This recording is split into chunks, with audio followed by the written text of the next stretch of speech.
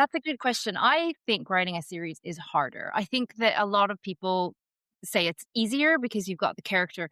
But for me, I feel like every book has to have its own plot and character arc. And so it has a finite end. So finding a new way of having that a character arc and a plot arc that both engage for a second book and then a third, it's really, really difficult, and I'm really picky about where I want everything to interact and the tension that I reveal and the emotion because I want my thrillers to be very, very fast-paced and twisty, but they also need to evoke some sort of feeling, whether that's fear or, tears or whatever it may be. I want my reader to be feeling something. I want to elevate their emotions in some way, and so doing that in a second or in a third book when the first book was already kinda done, that was really a challenge for me. This is Story to Count with Jen Jumba. In conversations with writers, something magical happens, and as readers, we begin to see them as human beings and not just the name on the spine of a book. My hope is through these conversations, you learn about their craft, them as a person, you'll become like me. Fiercely loyal, want to read their current book, entire backlist, any future book, or any book they blurb. And when you see their name, you'll want to support them, not only as incredible storytellers, but also the thoughtful individuals you have come to know. So I'm super excited because my guest today is Christina McDonald. She is the award-winning USA Today and Amazon Charts best-selling author of the Jess Lambert series, as well as Do Not Harm, Behind Every Lie, All the Lies We See, which just published today. She also wrote The Night Olivia Fell, which has been optioned for television by a major Hollywood studio. Her critically acclaimed novels have been featured on lists from Entertainment Weekly, The Hollywood Reporter, Cosmo, Marie Claire, Real Simple, and more. She's been nominated for a number of awards, including the Daphne du Maurier Award, the Silver Fashion Award, and the Dead Good Reader Award. And in 2024, she won the Killer Nashville Reader's Choice Award. Originally from Seattle, Christina earned a Bachelor of Arts in Communications from the University of Washington. She also earned her Master of Arts in Journalism from the National University of Ireland, Galloway, and now lives in London, England with her husband, 2 sons, and their dog, Tango. I am beyond lucky to have met Christina and consider her a dear friend. She's thoughtful and always offers great insight or wisdom to whatever we are talking about. Christina has been a source of encouragement and an inspiration as I watch and celebrate her as she follows her dream of writing and telling stories with such emotionally complex characters in which you as a reader become invested and topics that leave you thinking about what you would do or how you would handle a similar situation. So I'm so excited that you're here today. Thank you so much. It's such a pleasure, just such an honor to be here. Thank you. Yeah, so your book just published today, All the Lies We See. So this is the third in the Jess Lambert series? Yep. Because I know there was a novella before. So yes, we could say the third and a half. Third and a half. Okay, perfect. We want to talk a little bit about All the Lies We See. Yeah. So All the Lies We See is about a woman, mother/detective who's framed for murder in a viral video. The video goes viral and she needs to use an old cold case in order to hunt down the person that is responsible in order to survive. It is one of those things when you see that you are accused of a crime because it is captured on video. Yeah. I mean, that's typically like, okay, done deal. Like we know, right? That's the proof. Yeah. Yeah, that's the proof. And so there's so many themes that come up in this book in terms of appearances and things that we see and what is the truth. Yeah. And so I found that really interesting. Like, how do you, I mean, it used to be with a crime, you had to prove somebody did it. Yeah. But now it's like you have to prove that you didn't do it. Yeah. That's so true. I think that social media has made it a lot easier for people to pile on without actually having all the evidence because they can't see the evidence. And that's exactly where this story came from. I saw a news article about a principal in Baltimore, I think it was, and he was framed by a disgruntled employee who used AI to create a deepfake video audio recording of him saying some like really, really horrible things. And the principal was then he was removed from his job. He ended up having to leave town. Like he was getting death threats. His whole family was under this threat. It like completely ruined his life. And then eventually it was proven false. But the thing that really stayed with me in the article is this belief that so many people have that, well, even if it's not real, it's what I think that they think. So it's a confirmation bias that humans do have, but people tend to, I think, with social media, not really challenge. And so there's just so many people that are canceled in these witch hunts where we're like, after we're going after these people, but even when the allegations are proven false, sometimes people prefer the lie over reality, and then the reality becomes irrelevant. And I thought that that is just so terrifying, especially with the prevalence and the power that AI has. That making these deep fakes, whether they be audio or video, it's so powerful because people don't change their minds once they've made that up. And so it was a big fear of mine. And I just thought, well, I'll write about it as I do with most of my books. Right. And so I wrote the book. Yeah, it makes me think, like, even after, like, the principle that was proven it was a deep fake audio, I mean, how do you even begin to recover from that? Because it's different when things were just written about, journalism in the paper, and then there would be the next issue would have a correction to an article because we made a mistake or we didn't get this quite correct. But that Yeah. doesn't happen in this era of social media. It's so easy to Yeah. spread misinformation with the click of a button.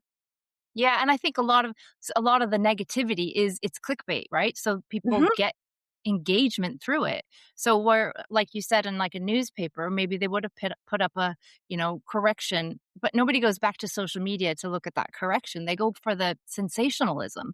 They go for the drama, Right. and nobody has to apologize. So it just those rumors keep going. Yeah, it is a frightening world that we It is live in, you terrifying. know? Yeah, I can remember growing up and you would go to parties and that was when people took pictures with like old-fashioned cameras and would get film developed. And my parents, I can remember always saying, never hold a drink in a picture, in a photo.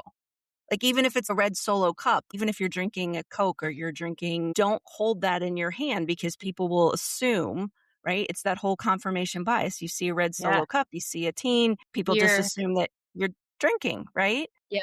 Yeah, yeah. And so now that things can be so easily manipulated Yeah. with AI, that's a whole other game changer in today's landscape.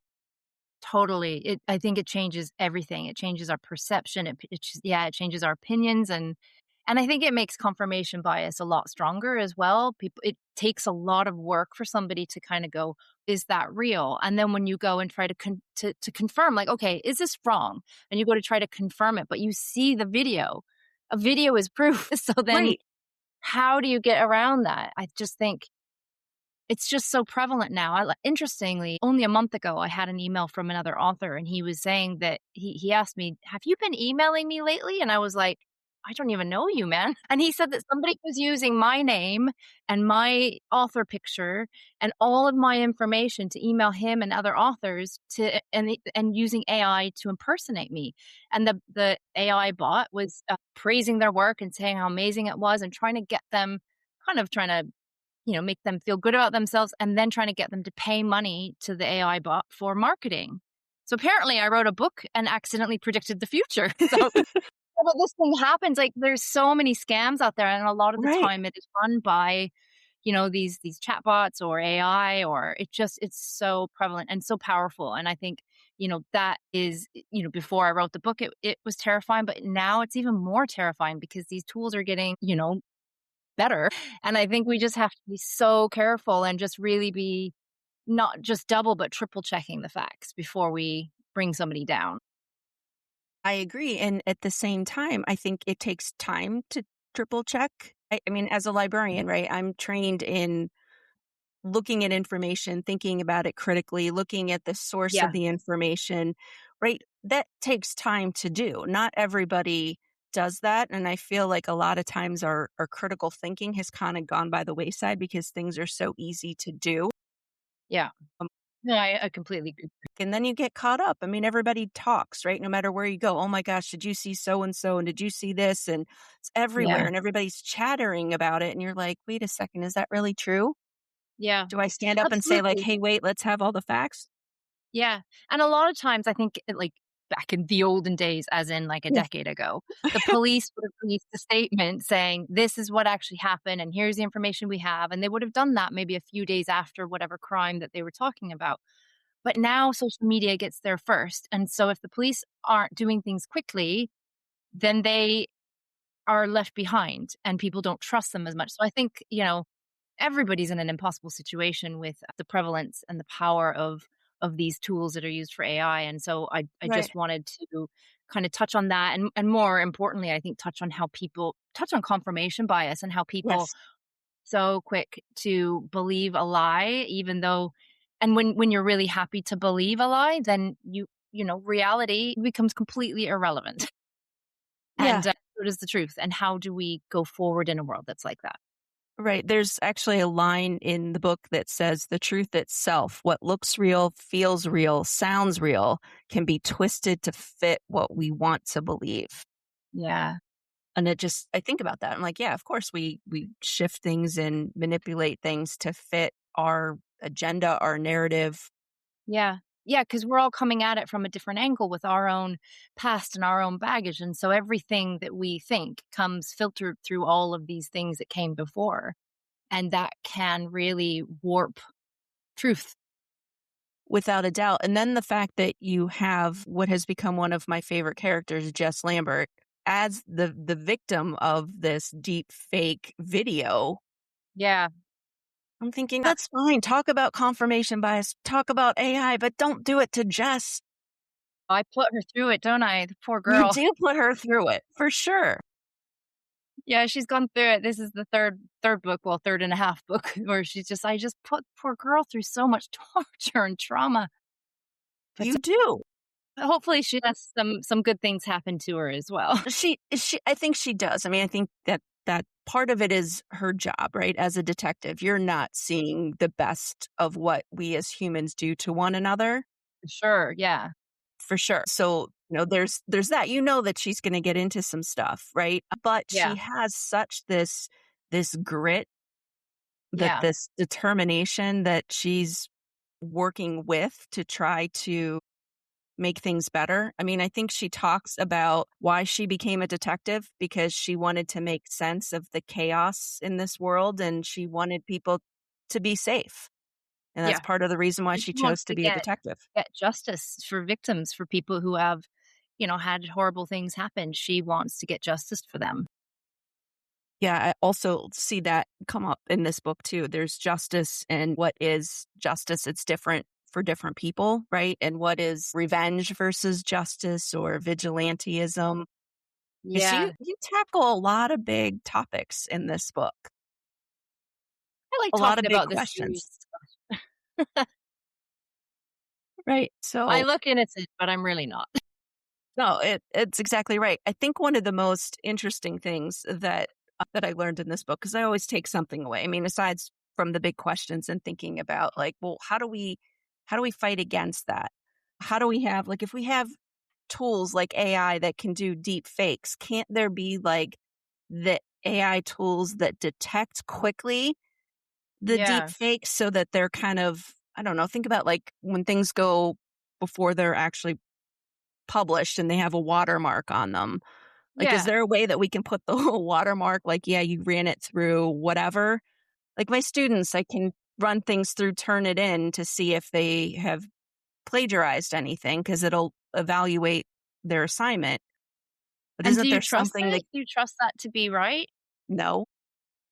So that's the thing. I think there are tools, but how trustworthy are they? I think that they will, as time goes on, get better. Whenever humans create something, they create the antithesis to that. So hopefully there will be some tools that will get better. But has that happened yet? I'm not really sure. With this whole like everybody's accusing authors of using AI and stuff. Well, AI was trained on authors' work. So just using an M dash, this is not the indication That's that it sad was. because I really liked the M dash until Dash. I Yeah. love an M dash. And then like AI comes around and I was like, come on, man. What, now we're not allowed to use an M dash? Yeah. Yeah. Like, I I mean, I put had a my hard enough first book. time when, growing up, it was like a period, two spaces, and then the next letter. And now Yeah, it's and only now it's one. one And so space. that still throws me, right? And now you're taking away the M dash. Come on. I So know, all of the good stuff. all of the good Like, I stuff. put my first book, The Night Olivia Fell, I put the first chapter into one of these tools to detect, like, how likely it was that it was generated with AI. Now, The Night Olivia Fell came out long before generative AI ever, like, well, at least that I ever knew about it. It was a long time ago. I wrote it in 2016. Well, I wrote it before that. It came out. I can't even remember now, but a long time ago. And it said it was 67% likely to be AI. And I was like, give me a break. But my books have been used to train AI. So that's, it's a feedback loop. Yeah, I think it's a shame that AI has taken your work and used It is it a to shame. Yeah. train, number It's 1. Number 2, horrifying. there was an article not too long ago in the New York Times about a woman who was writing Yeah. romance novels and was so proud of the fact that she had done them with AI, and I'm thinking, Yes, I read that. yeah, and I'm Yeah. thinking, "What? Wait, what?" Like, Yeah. And she released like 200 books a year or yeah, something. And I was like, how are you proud of this? What? You're yeah, not an author. I mean, that's my opinion, but I don't think that counts. agreed. She will not be a guest on Story to Count. However, it makes me really sad because I know, having known you and a few others, how hard you all work Yeah. to write a story, to research, start typically for you, like you said, with an idea, seeing a principal in Baltimore and this Yeah. cancel culture, and then how hard you do to research and to create these characters. And, I'm always amazed, and I've said it before, that you have access to the same words I do. And yet you put Yeah. them together in a way that creates a character that I really like, that I'm Yeah. that I'm rooting for. Other characters I don't like purposefully, I'm sure, but Mm. understand, right? Like, Yeah. As long as like you that, understand. correct. But I like that's not AI doesn't have the capacity of human dimension and Yeah. emotion to Emotional intelligence. I think that's, yes. yeah. Yeah. Yes. No, So totally. it always amazes me, and I think, well, what are we gonna do next? Like, are they gonna take that with, like, paintings? And you're just gonna tell AI, like, "Okay, paint a masterpiece," and, like, somehow that's different than the Picassos and the Yeah. Renoirs that we see that were so thoughtfully painted, every brushstroke. Yeah. Yeah, I don't know. It's hard to predict where it will go. I mean, I think it looks like, some people are accepting it. I did read somewhere that Barnes and Noble is going to start selling books that are AI written, So I think that on some level, maybe AI in books is going to become acceptable, but I hope that there will be kind of two separate strands that will branch off there, that there will be the AI books and then there will be the books that are written by humans. And I think that in this age of AI, I think as an author, it's become a lot more important to be visible to readers and to just be like, hi, I'm a face, I'm a real person.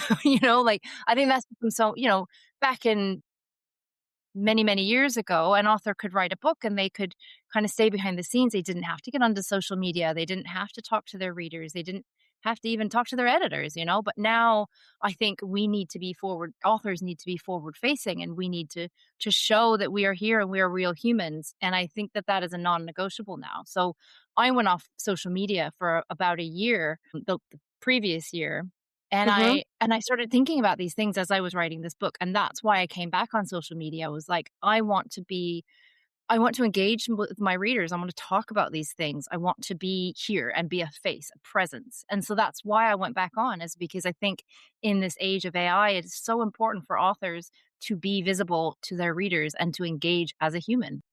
Yeah, I mean, you're quite fun to follow on Instagram and to see your Thank you. videos and to see the questions you pose, and you do a great job. I mean, some of the things you're revealing about, a little bit about process, and some of it is just things that you enjoy doing, books that you enjoy. Tango normally makes an appearance, which Yeah, is my great. dog.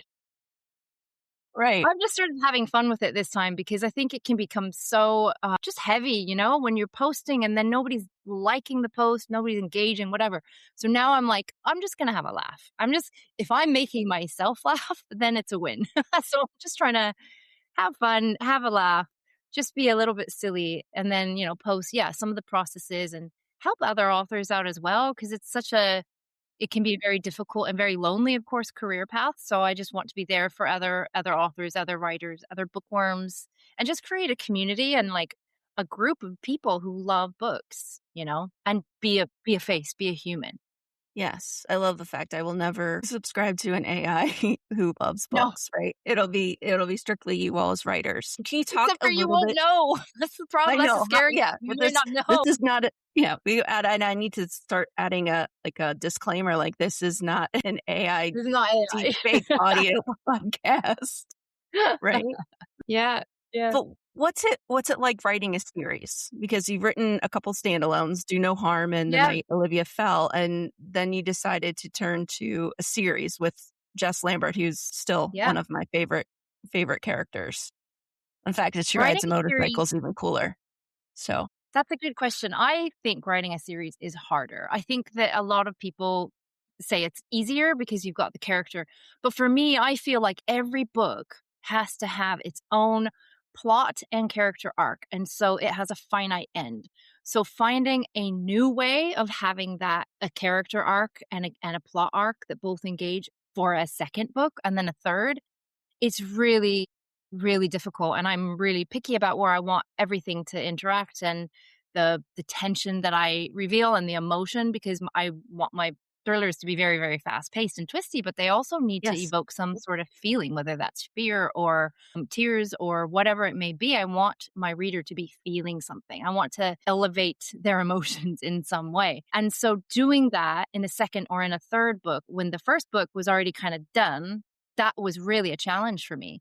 And also, like, when I initially wrote the first book in the series, These Still Black Waters, Jess was not a main character. She was just a side character. So, I did not really know that much about Jess. She was just meant to kind of put pressure on the other protagonist, Neve, and, in terms of investigating what had happened with the body that's found in the lake. But when my editor actually suggested, "Why don't you make Jess the main character and create a series?" And I was like, "Ooh, that's a new one. Okay, let me give that a go." Because authors, we love learning new ways of doing things. So I thought that was a fun thing to do. So I got to work and started writing it at rewriting Jess's character. And that's when I really delved into her backstory and what she how she approaches her job, why she approaches it that way, her past, where she came to be, all of these things. And it was so great to really delve into her world and her person and her past, her character, and all the Yeah, people that are in her world. And it was so great to do that. And so it was really fun also to write the second one, but I did feel a lot of kind of fear, I guess, because I didn't think I could do it. I'd never done it before. But right. once I got to this third one, All the Lies We See, I kind of went, well, I've done it before, so I can do it again. Yeah, And it became a bit easier, but definitely it was hard for me initially getting started on that second book, What Lies in Darkness, because I didn't know if I could do it. And I didn't really have any faith that I could, and then I did. So now I'm like, "Well, I could do it. Hooray." award-winning writer for the other ones, all these award nominations, and you're not sure if you can do it. But writers are inherently insecure. We're never sure if we can write the next book because every book is its own beast. Like, they're all so different. So even now, if I when or if I ever put the Jess Lambert series to bed and I go to write a whole another book, even then I will stare at that blank page and be like, "Can I do this?" But I'll know, well, you've done it before 6.5 times, so yes, you can. Yes, you But there can. is always that kind of inherent Bit of deep doubt. fear and doubt. Yeah. Yeah, and maybe that's why you're so good at what you do, because you don't take it for granted that you have 6.5 books written, that Yeah, you yeah, approach it maybe. very thoughtfully, I deliberately. care. You care. Yeah. Yeah, You yeah, care I not care, just and I think about that what that you're says writing, but something. you care about what we as readers are experiencing. Yes, yeah, exactly, and I want that experience to be not life-changing, but, at least at the minimum, entertaining and emotionally resonate in some way, and, yeah, so I hope that readers get that experience with each of my books. Without a doubt, and it's always kind of interesting when I read one of your books because, like you talked about, thriller, you want it fast-paced, right? So I'm like, "Okay, one more page, one more chapter, one more page, one more chapter," and, it's really late, and at the same time, there's, like, this thunk in the chest of emotions that resonate where you're right there with the character. So almost like this push pull tension, Yeah, where I'm yeah, trying to just sit with, and like there are times where I'm like, yes, one more chapter, but like, wait, I need to like catch my breath. Wait, I need a minute. There are times where yeah, I gasp. There are times where I'm like teary reading about just thinking about something that happened in the past. And I'm yeah. just kind of blown away by your books. I know that I read them a lot quicker than it takes you to write them, and I hope that that does not bother you. No, not at all. I hope it doesn't take you a year or 2 to read a book. I'd be like, "Oh." Yeah. So how do you, I mean, you're thinking about Jess, right? So she was originally a secondary character, now main character, and you delved into her backstory and her as a person. How do you go about creating that character? I mean, what's that process like? It kinda differs for each book, but with Jess in particular, it was very different because I'd already written her as, like, a kinda secondary character, so I'd written all of her chapters in the third person point of view, so she was very much removed, but kind of, it was happening, but she was third person, and when I rewrote her in first person, I just felt like I got into her head so much better, and it really showed me I do really enjoy writing in first person better because I get to know the character better. Their thoughts are my thoughts, and not that I am that's not really the right thing to say. It's not that their thoughts are my thoughts, it's that I can so understand their motivations that their thoughts become really clear to me. So I can see why Jess does things. Whenever I'm planning a character, I always start with their character ghost, with the thing that traumatizes them in their past, no matter how far back it was, whether it was when they were a child or when they were a teenager or even last year, whatever that traumatizing event was, their Right. character ghost. That is what forms my character. And then there will, of course, be things that I have a notes in my phone, in the notes app where I keep, funny little observations of people, like maybe somebody picks their teeth, or maybe somebody twists their earring, or the way that a girl like puts her hair back using a pencil to tie it in place. These Yeah. sorts of things I watch people and I keep notes of things that I think are interesting or just funny observations or emotional observations, things that kind of hit a bit. And then I will kind of level the character into that. I'll put those sentences in that I've already written. I'll be like, this fits her here, and this is, and every day when I'm going about my life, I'll have thoughts, sometimes deep and sometimes not. And I'll try to note them down and then I will put them into the character or into the book. So it's just about layering on top of layering. So every draft, I get to know more about the character, more about her traumatizing event and those past things that happened that change who she is now and Right. really impact her thought processes and her actions. So that's with Jess, that's how it kind of happened. I already had an idea of some of these things, but I really, really dug into it very deeply. And yeah, and I loved it. I love her so much. She's so gritty and she's really Uh-huh. vulnerable, but also so strong. And I love that for her. I love the person that she became.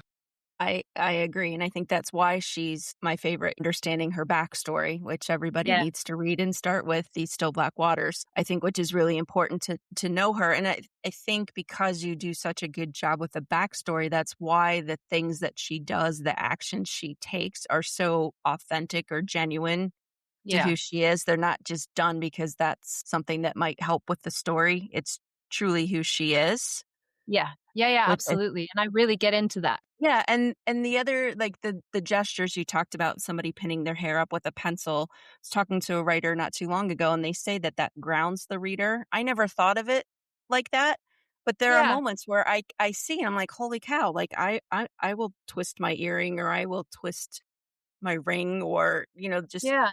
little gestures like that, which I Yeah. think That's are true. such I a hadn't great really touch. thought about that. I guess, yeah, it makes it more realistic, doesn't it? It really makes you go, oh, that's a real person. They're doing a real gesture, a real movement, something that I do.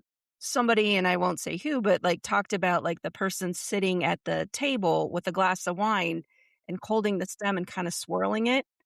Yeah. But, like that captured in the story. Those are the things we see every day. Or a writer who was talking about Yeah. the car was so cold that they put their hands up over the vents to warm them. And I was like, those are things that we do all the time, kind of Yeah. without thinking, but when they're captured, it's just really it's kind of a Yeah. gift. It is a Yeah. gift, I should say, not kind of. It is a gift as a Yeah, reader. absolutely. I completely agree. It really makes the character kind of just seem more real, more well-rounded. There are several and make a whole page, but several sentences of language that are just so beautifully written that Thank I you. figured I would talk about a few of them. Yeah. And one of them, is Jess. She talks about, with almost anyone I can lie, tossing a flippant fine like a coin into a fountain. And most of the time they accept it because everybody wants to believe the people around them are okay. And it's just that flippant, like tossing it like a coin. Again, there's like that gesture that we're so familiar with, like to flip Yeah. a coin, but Yeah. yet Yeah. tying it to, the flippant answers that we give people, the things that we think people want to hear. Yeah. And it's so easy, right, to just say, "Yeah, I'm fine," when you're Mhm. not fine. Maybe you're having a bad day or a bad month, or maybe, your cat passed away, or, but you just say, "I'm fine," because actually, if you turned around and just said the truth to everybody or anybody, they'd be like, "Oh, whoa," Well, So you have to choose who we are, open with, I think, and that was what Jess is saying, is like, we have to choose our people. yeah, and hopefully people choose wisely. Yeah, another line, clouds have started drifting in as if the sky knows something is wrong. Ominous. And that's the beauty of your work, is that yes, this is a thriller. Yes, there is a mystery. Yes, there is death. But at the same time, there's still this tenderness because these are human beings that are impacted. And Jess, who is tasked with trying to prove that she didn't do something, and who she leans on, Mm. and trying to figure out who she can trust, ratchets up the tension because I it's mean, told over a relatively short period of time, this book. yeah, yeah. I mean, I think thank you, that means so much because it's always been for me, I've always wanted to write books that are a little bit more, like, not I don't write literary, I suppose, style, but I always wanted to be able to use lyrical prose to an extent, and so I would consider my books a little bit more like upmarket, I suppose, would be where it would sort of land, but where I can say these, sometimes I have things in my head that are maybe lyrical or poetic, and I wanna be able to use them in my books because I'm like, "Oh, this is a beautiful sentence. Can I use this?" You know? Absolutely. And so I try to just write a little bit more, hit that sweet spot between twisty, fast-paced thriller and, like, lyrical and emotional words that, yeah, resonate with people and that make them paint a picture and make Right. them think, "This lands here," you know? And these characters are so complex. They have these wants and these needs, and they really Right. intersect and create this tension. So I've always wanted to elevate my writing, so, that really means a lot. Thank you. Yeah. I'll give you one more. Okay. You talk about, and this we'll talk about in a second, because I want to talk about memory, because memory plays a big part in this book for a couple of the characters. And so there's a line that says, the disorientation of being unable to recognize your own memory. It's a vertigo that shakes your sense of self as much as your sense of time. Yeah. So this whole concept of memory, I mean, it's not a spoiler to say that early on, Jess is meeting her colleagues, Will and Shane, for a beer. And she decides to go outside. She's feeling a little nauseous. And then next thing you know, she wakes up in a hotel room. No memory of the night before. Yeah. And I think that disorientation is really important for what happens next. But she has no way to prove it. Exactly. And then, the other character in the story is Cece, and was taken, abducted, and has no memory of that. And there's talk in the book. You talk about people saying, oh, well, you don't remember. It's a blessing because it was traumatic. Yeah. But is it always a blessing? You know? Yeah. I can't imagine. I mean, it's hard enough sometimes with the brain fog to remember a word for something, right? But to also think, to lose chunks of time like that, I can't imagine how that feels. And yet you capture it in this book, this sense of being unsettled, off balance, not being able to trust things. Yeah.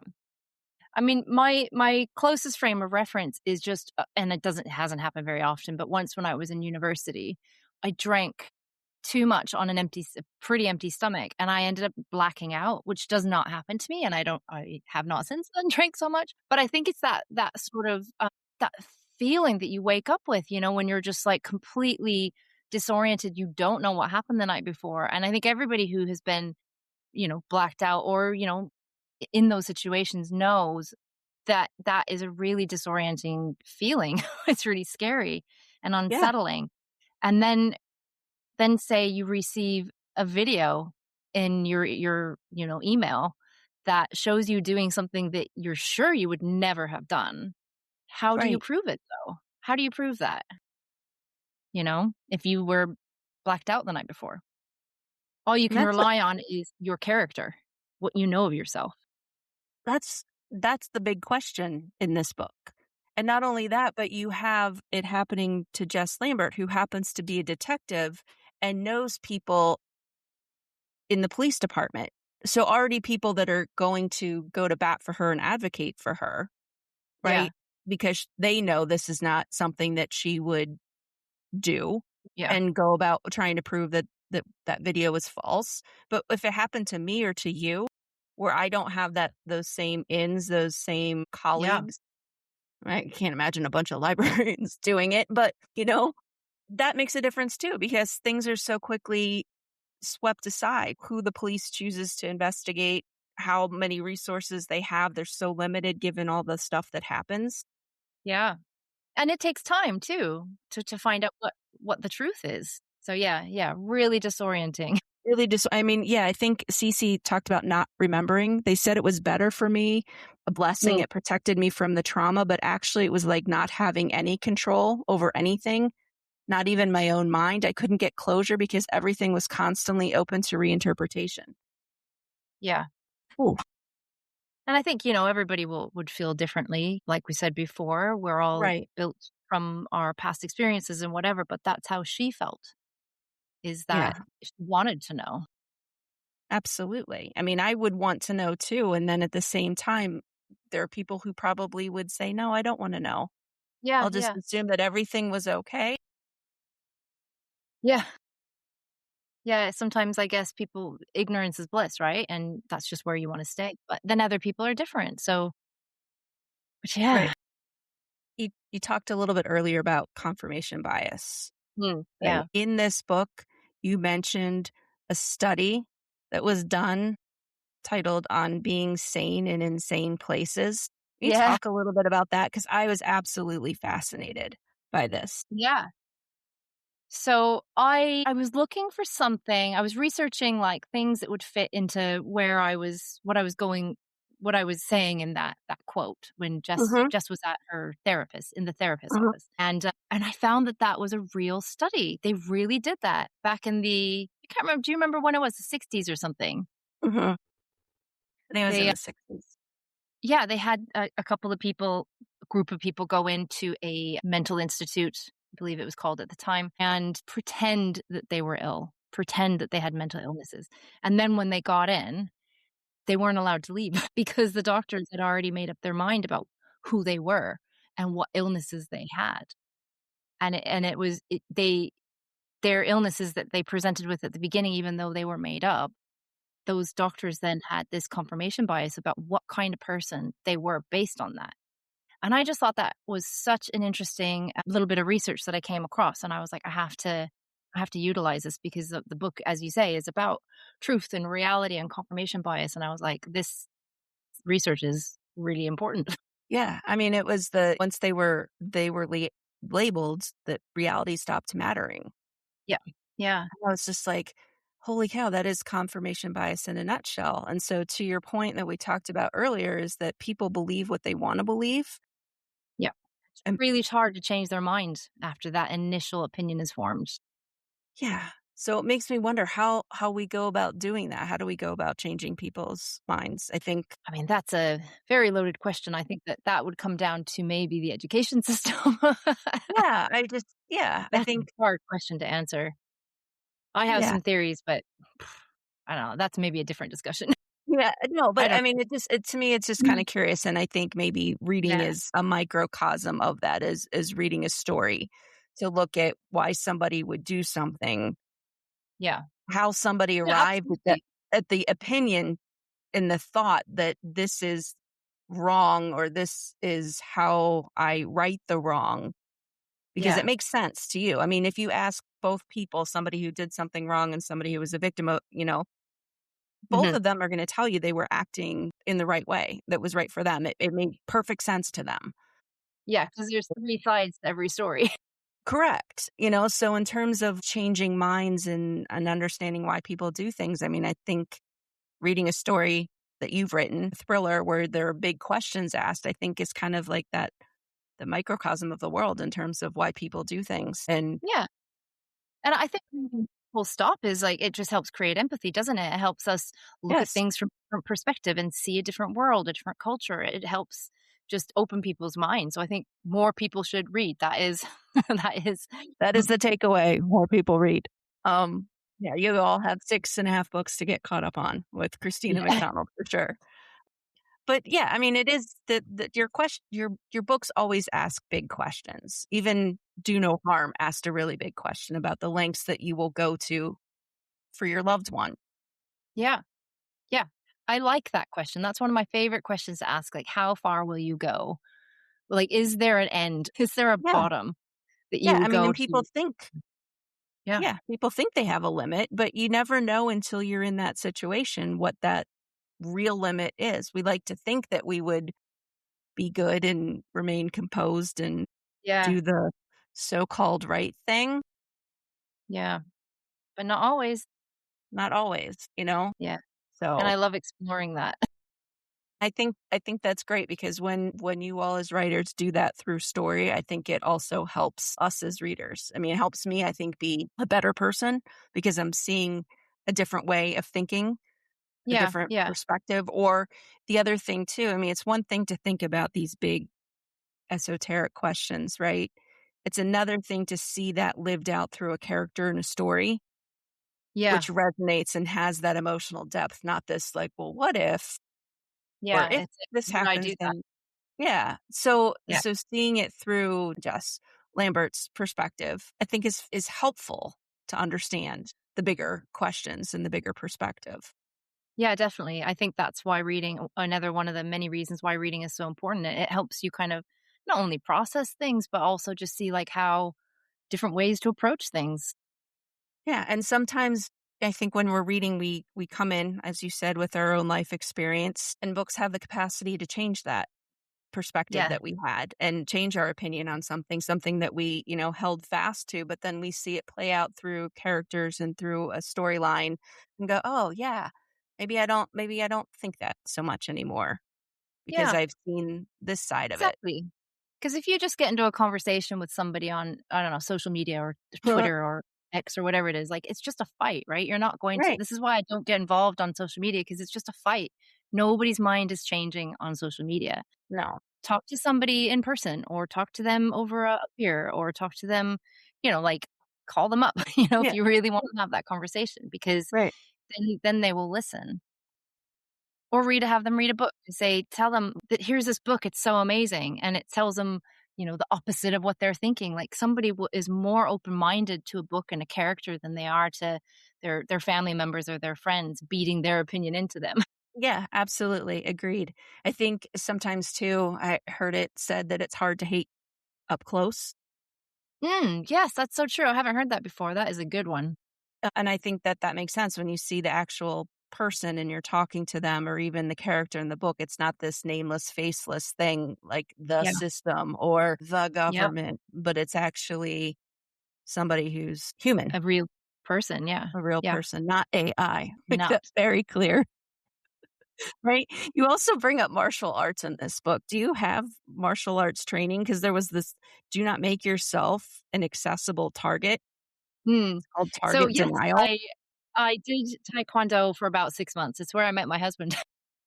We met in taekwondo. No way. Very cool. Yeah.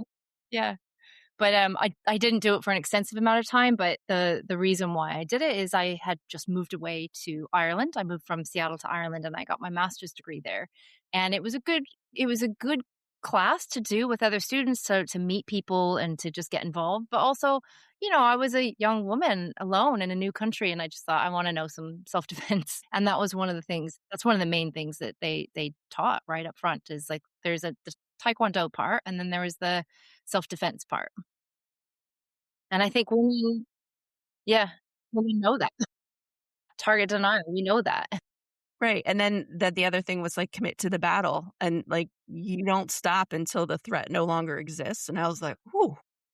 Yeah, and I think that's hard to learn as well because our instincts, like human instincts, is either fight or flight, and you don't know what you will do until you're in that moment. So, kind of surpassing that kind of animal instinct in our brains and like going, okay, I'm going to commit to this fight Yes. rather than run. I think that would probably take training rather than Yeah. instinct, maybe for some people. Yeah. I'm just kind of curious. I know people are listening and can't see, but on the wall by you are a bunch of Post-its.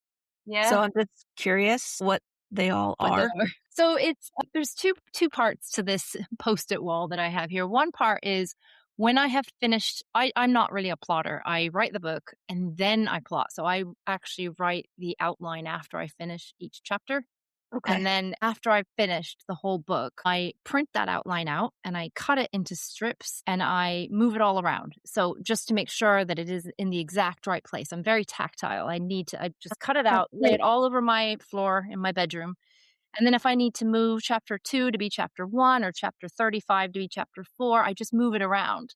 And that's how I go into edits. Now, once I've finished that round of edits, I put like highlights on each post-it note of the things that I really need to look out for in the next sweep of edits. So I have one that is Jess's internal lie.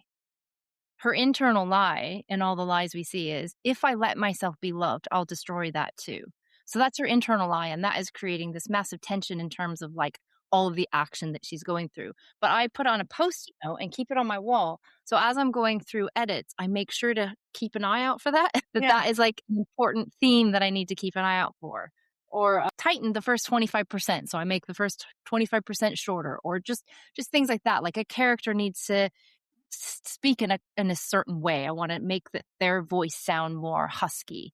And I make sure to put that on a post-it note. So it's like themes, little post-it note themes of what I That's need to do in fascinating. editing during my like one of my final sweeps. But the other part that I have, which is at the top, are also post-it notes that kind of mean something really important to me. Like as I said earlier, I think being an author can be quite there's a lot of rejection, first of all, and you're alone a lot of the time. So I give myself little quotes. So, like, one of them is for, let's see. So, one is Sylvia Plath, and she said, the worst enemy to creativity is self doubt.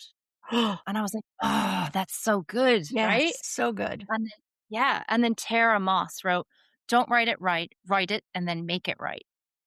Like so little things like that Yeah. that I'm like really resonate with me that I can just kind of turn to the side and I can read it. And I'm like, yeah, that's right.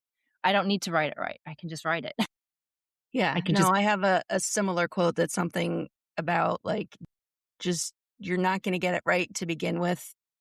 mm, So just start and then you can make it better or, later. So yeah, similar concept. I think yeah, sometimes we get in our own way from even starting. exactly. So, Yeah. We get in our own way. but I love the fact that you're tactile. I'm very much like the same way, like with physical Well, I things. have about 400 post-it notes everywhere, got stacks of them. Like Are they I always have light? Are they always the light yellow? Do you ever go out and get always like no, bright I have colors? to have the yellow ones. The yellow ones are the important ones. I even like for my reels on social media, I made people on popsicle sticks so that I'm talking to them instead of just talking to the camera.